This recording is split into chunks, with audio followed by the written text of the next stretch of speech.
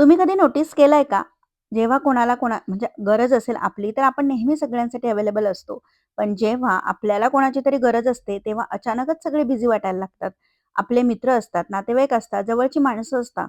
पण जेव्हा मनातलं खरं काही सांगायची अ, वेळ येते, बोलायचं असतं आपल्याला, भरभरून बोलायचं असतं, कोणीतरी माझं ऐकून घ्यावं असं जेव्हा वाटत असतं, तेव्हा माझं ऐकून घेण्यासाठी माझ्याकडे असं खरंच कोणी आहे का? असा प्रश्न पडतो आपल्याला आणि तो खरंच प्रश्न खूप पेनफुल असतो. कारण त्या क्षणी ना आपल्याला ॲडव्हाइस नको असते, सोल्युशन्स नको असतात. फक्त कोणीतरी आपलं म्हणणं आपल्याला जज न करता ऐकून घ्यावं, इतकंच आपलं म्हणणं असतं.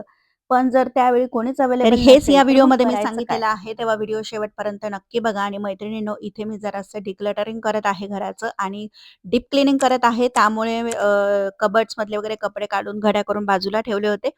तर माझे जे क्लॉथ्स आहेत मी बॅगमध्ये ठेवते तात्पुरता. कारण असेच जर घडी करून मी असंच ठेवले बेडवर, तर मुलगा सगळ्या त्या घड्या उचकवेल आणि मोडून टाकेल. त्याच्यामुळे मग ते बॅगमध्ये ठेवते आणि हे जे काही कपडे मी आत्ता घडी करते, ते मला बरेचसे त्याच्यातले डोनेशन्सला द्यायचे आहे.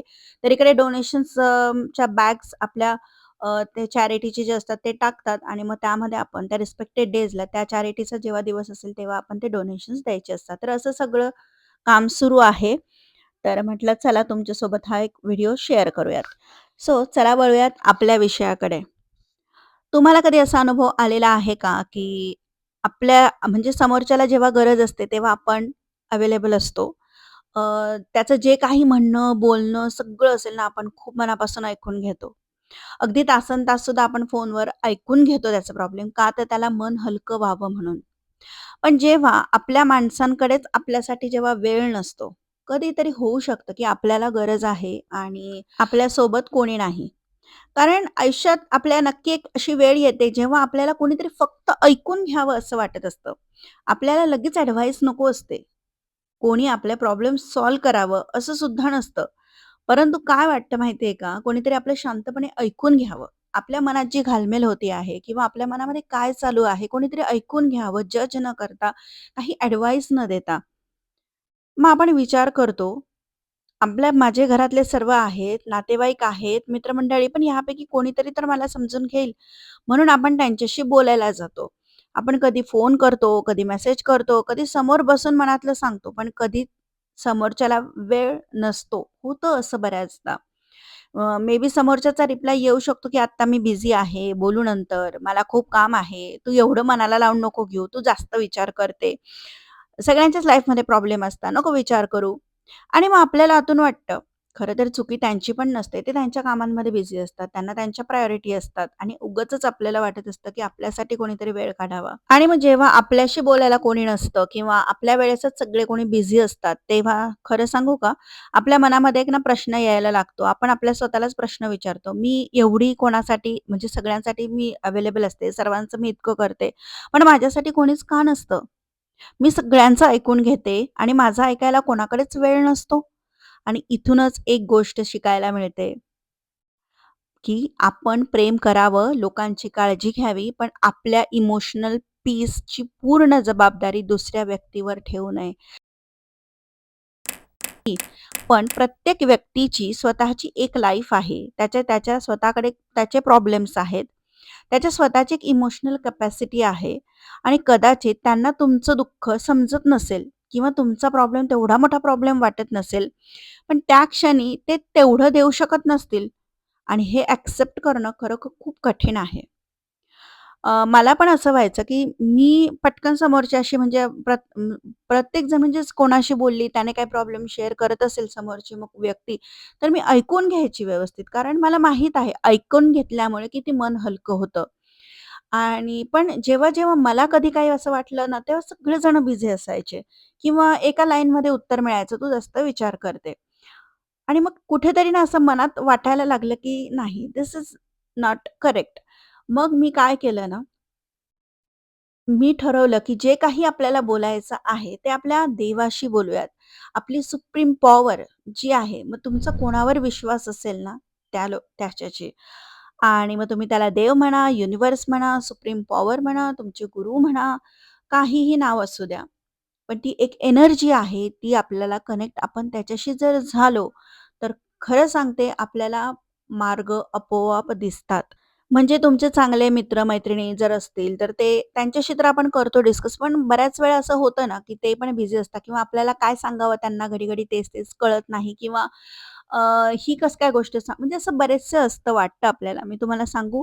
मग अशा वेळेस ना, तुमचा ज्या देवावर विश्वास आहे, ज्या शक्तीवर तुमचा विश्वास आहे ना, जिच्या त्यांच्यासमोर तुम्ही अगदी मनातलं सगळं व्यक्त करू शकता. तिथे तुम्हाला "मी ठीक आहे." किंवा उगाच फेक स्माईल करून मी आनंदी आहे, असं प्रिटेंड करण्याची गरज पडत नाही. तुम्ही म्हणू शकता, "देवा, आज मला खूप वाईट वाटतंय. असं-असं मला खूप बोलावसं वाटतंय. मला कोणाशी बोलावसं वाटतंय, पण कोणीच अवेलेबल नाहीये. सगळे बिझी आहेत त्यांच्या कामामध्ये.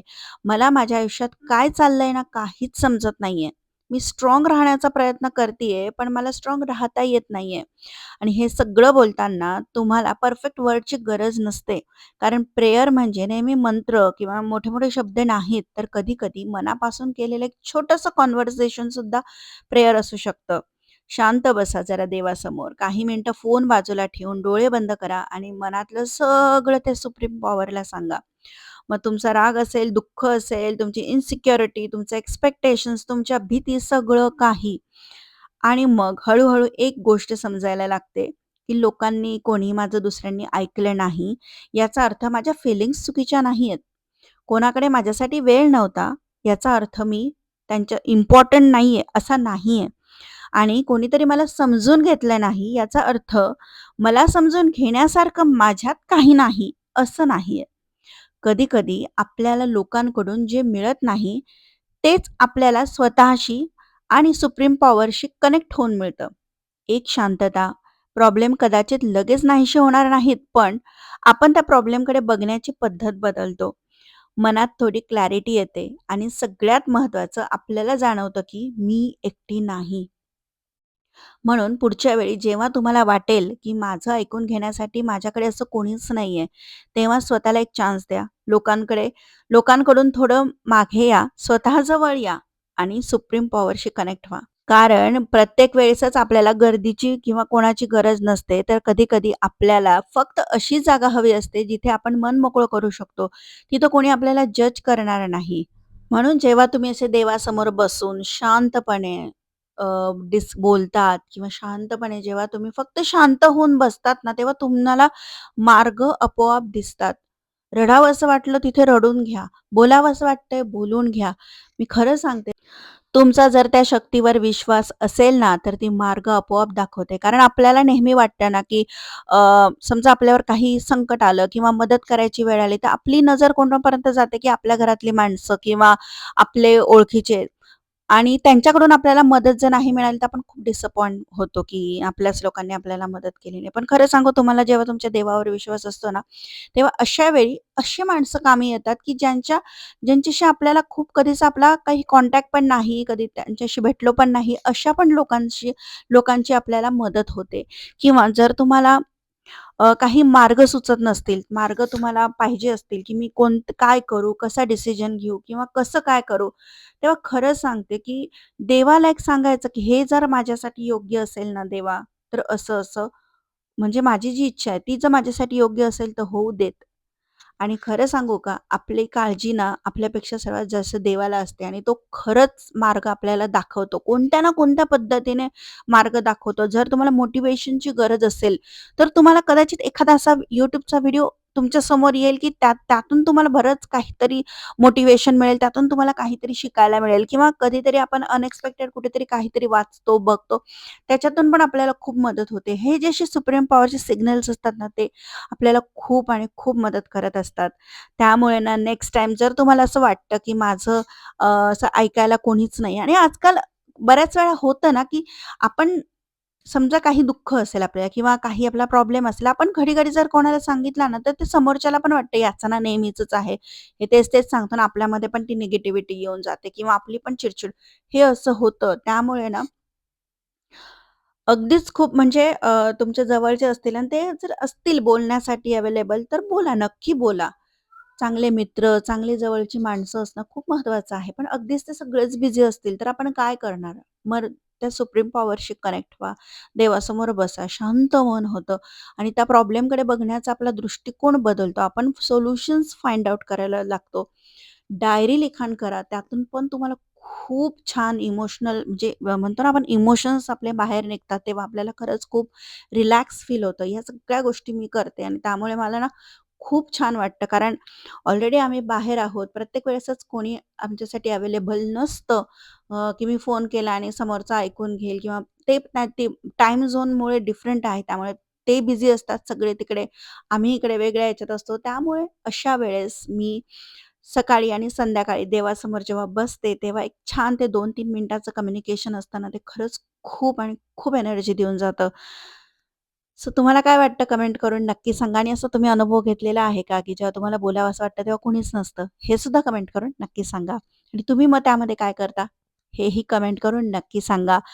तर इथे मी आवराआवरी करत होती, तर हे थोडेसे 2-3 चार्जर आहेत जे म्हणजे लागतात पटकन कुठे गेल्यावर आपल्याला, तर ते मी अशा या पाउचमध्ये ठेवलेले आहे. जी क्रोशेची पाउच आहे. खूप बेसिक म्हणजे जेव्हा शिकली होती क्रोशे शिकत होती तेव्हाही बनवलेली होती.